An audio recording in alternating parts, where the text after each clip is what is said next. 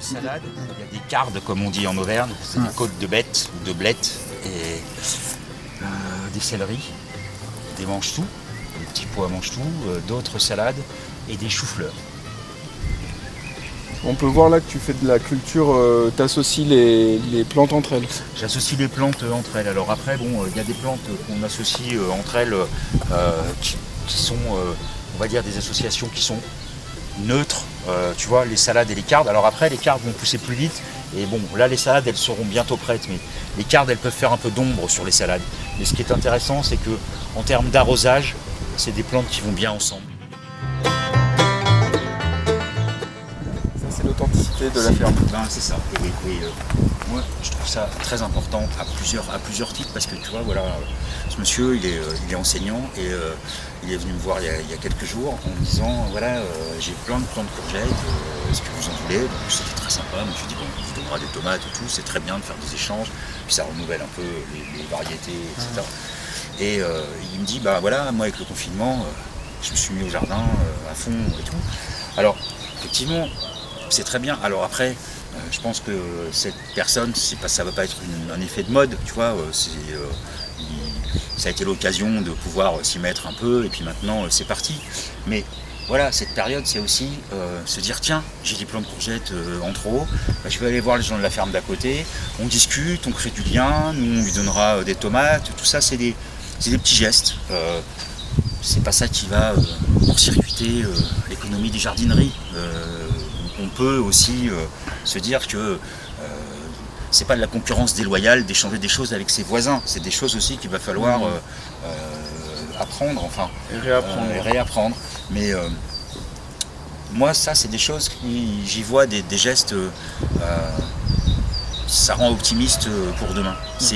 Voilà, c'est des petites choses, mais il se recrée ce lien de quartier qu'on a perdu depuis longtemps parce que on trace, on bosse, on dépense des thunes et le reste, ça n'a pas d'importance. Pailler, beaucoup pailler à l'hiver, tu vois, pour faire un peu de volume.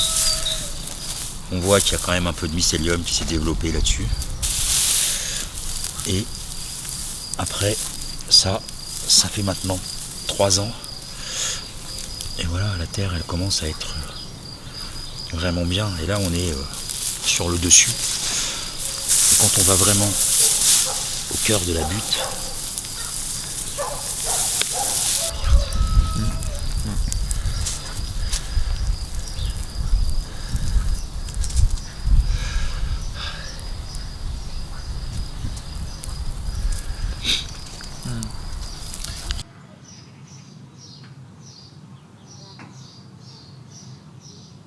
ça veut dire que c'est chauffé, que c'est éclairé, parce que le soleil passe à travers la serre, certes, mais quand on met des tomates au mois de janvier ou février, les journées restent courtes et elles n'ont pas assez de luminosité, donc ça nécessite de l'éclairage, ça nécessite du chauffage, et c'est cette agriculture qu'on dit qu'il faut aider et qu'il faut y retourner très vite, et je trouve ça un peu désespérant, parce que bon, modestement, à une échelle de quartier, mais c'est des choses qui sont applicables. On voit qu'au bout de 2-3 ans, on commence à avoir du résultat et avec une cohérence botanique et un respect de la biodiversité qui sont des choses quand même nécessaires et intéressantes pour essayer de s'adapter et de trouver des solutions au réchauffement climatique et à la déliquescence de la biodiversité. On est en fin du premier confinement officiel. Mais on a oublié le réchauffement climatique depuis 2 mois et puis on va retourner avec avidité et conviction vers un monde d'ultra-consommation. Il faut sauver les emplois, sauver l'économie, etc. Alors certes, il faut sauver les emplois parce que je ne souhaite pas que les gens soient malheureux et sans revenus du jour au lendemain et c'est très compliqué. Mais d'un autre côté, quand on fera les comptes, on s'apercevra quand même que là, sur les 2 mois qui viennent de se passer, dans le monde entier, On a gagné sur un plan écologique des choses incroyables. Le 6 mai, voilà, ça c'est des tomates c'est des graines de tomates avec la tomate pourrie qui ont été mises dans ce bac et recouvertes d'un paillage de fumier bien décomposé avec un peu de terreau. C'est resté tranquille pendant tout l'hiver et depuis qu'il fait un peu plus beau et chaud et qu'il pleut un peu, on a ouvert les châssis. Voilà le résultat. Donc ça, ces tomates, il va falloir ensuite les repiquer en godet avant de les remettre en pleine terre. Ça, c'est des tomates qui seront en pleine terre dans 15 jours au minimum, c'est-à-dire vers le 20 mai, 25 mai, donc après, comme on disait autrefois, après les seins de glace. C'est des rattes, c'est des pommes de terre autrichiennes à la base et qui sont adaptées à nos climats continentaux. Et c'est une pomme de terre qui a un joli petit goût de noisette et qui pousse bien.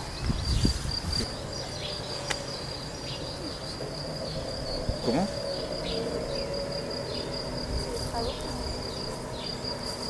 Je sais pas, en tout cas, là, ça déconfine sévère. Hein, parce que, putain, on en entend des bagnoles qui tournent.